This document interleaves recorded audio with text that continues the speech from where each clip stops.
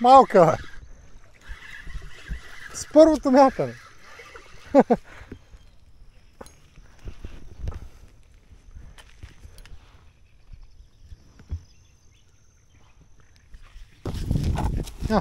Качи ли само? Браво.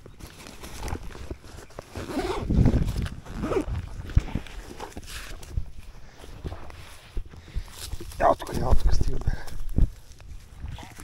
Айде.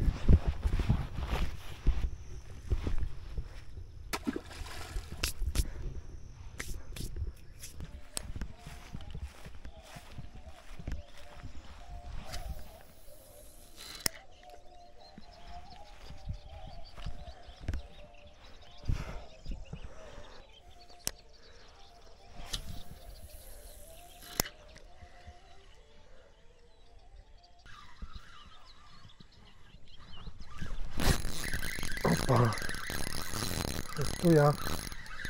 Но мисля, че не е много голяма.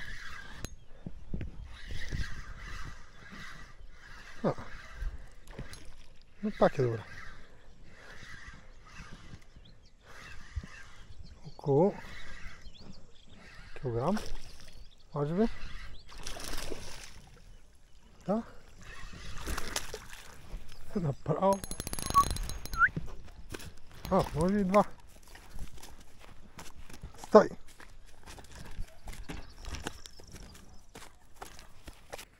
Някакво друго въже, което не е моето. Ей това. На някой рибката заедно с... Някой е хващал явно на тапа или на дъно и му е отнесла рибката. Така. Една штукичка, не е много голяма, може би около килограм и 100, 200. Интересно, че вътре в устата си имаше още едно влакно. Явно някой е фащал или на дъно, или на рибка, на плувка. И е захапала и неговата линия и му е скъсала. Успях да й извадя и другото влакно от устата и я пускам обратно. Била, като за начало, не е зле.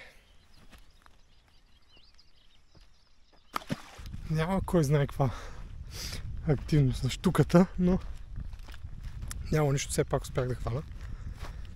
И утре ще имам възможност да съм отново на този язовир, така че може да имам повече късмет, пазнали са. Сега ще пофърлям още малко и ако няма повече удари, прибираме и ще се опитам късмета отново утре.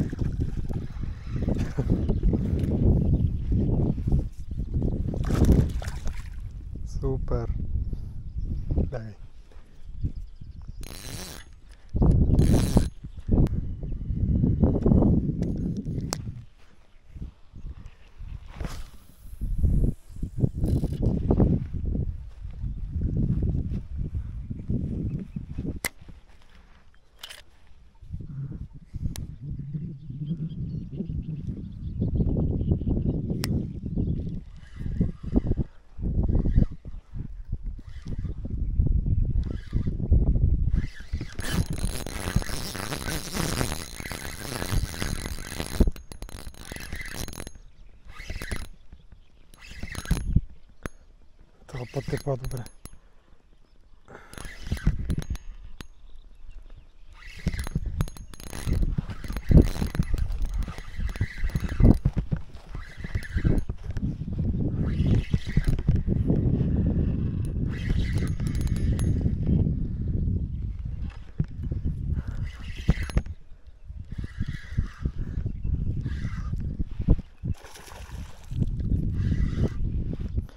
Този път по-мило.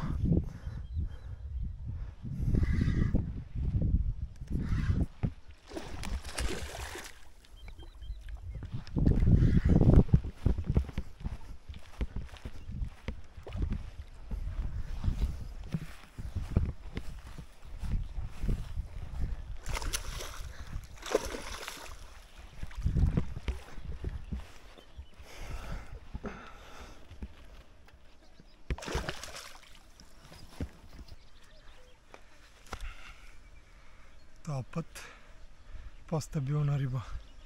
Около 45. Стай. Около 45 см, може би 2 кг. Доста е славичка, но пък дълга. И борбена. Готина риба. Не е лоша изобщо.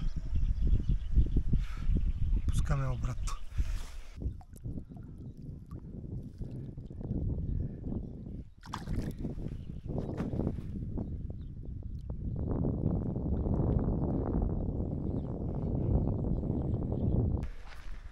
С тия толкова смятам да приключвам, защото стана много страшна жега. Направо е ужас, 32-3 градуса и вече не се издържа. Спях да хвана риби за 2 дена. Не е зле, но можеше и по-добре да. Но няма да се оплаквам. Можеше и по-зле да е. Примерно да не хвана абсолютно нищо. Така че няма да се оплаквам. Хванаха са риби. Едната беше по-хубава. Към 2 кг, може би 2 кг и малко. Прави впечатление, че щуките лятото са доста по-славички. Примерно тази риба, ако бях я фанал декември месец, може би ще да е над 3 кг. Беше доста дълга. Като дължина сигурно 45 см, нещо такова, може би към 50 да отиваше. Но пък доста слаба. Но пак казвам, няма да се оплаквам, може и по-зле да е, хич нищо да не фана. Така че съм доволен.